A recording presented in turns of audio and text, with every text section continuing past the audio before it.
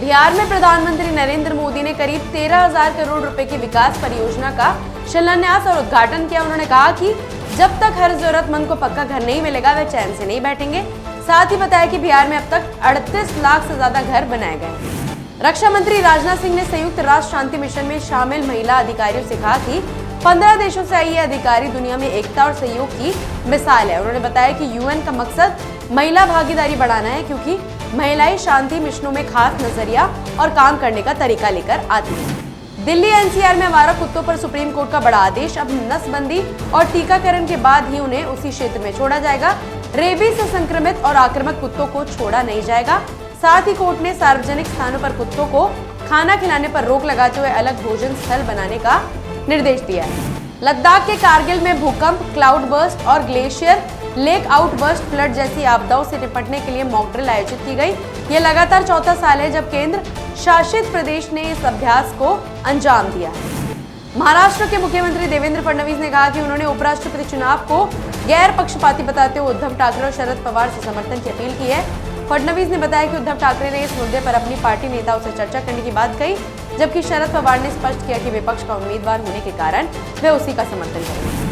दिल्ली की मुख्यमंत्री रेखा गुप्ता ने कहा कि यमुना के किनारे बड़ी संख्या में लोग रहते हैं और जो इसकी सफाई का इंतजार कर रहे हैं उनके लिए ये चौथा तोहफा होगा। उन्होंने कहा कि बहती यमुना धीरे धीरे और साफ, सुंदर और बेहतर बनेगी। पटना के डाक बंगला चौराहे पर उचित मूल्य दुकानदारों के प्रदर्शन के दौरान पुलिस और प्रदर्शनकारियों में टकराव हो गया। हालात बिगड़ने पर पुलिस ने लाठीचार्ज किया और भीड़ को हटाने के लिए वाटर कैनन का इस्तेमाल किया। इस कार्रवाई के बाद इलाके में अफरा तफरी मच गई। बीएसएफ, एनसीबी और आबकारी नारकोटिक्स विभाग की संयुक्त कार्रवाई में मिजोरम के NH6 पर 4 वाहन रोके गए, जिनसे 50 किलो मैथ और हीरोइन बरामद हुई। बरामदगी की कीमत करीब 75.82 करोड़ रुपए आंकी गई है। इस दौरान 8 संदिग्धों को भी गिरफ्तार किया गया। पंजाब के सीएम भगवंत मान ने कहा कि पहले उद्योगपतियों और उद्यमियों को अनुमतियां लेने के लिए कई विभागों के चक्कर लगाने पड़ते थे, जिससे परियोजनाएं रुक जाती थी। अब सरकार ने अनुभवी वरिष्ठ इंजीनियरों की एक सॉल्यूशन बोर्ड बनाई है। उद्यमी सीधे किसी भी इंजीनियर से अनुमति लेकर अपने काम की शुरुआत कर सकते हैं। वी श्रीनिवास, सचिव शासन एवं लोक सेवा सुधार विभाग ने 2025-26 की राष्ट्रीय ई शासन वेबिनार की दूसरी बैठक की अध्यक्षता की।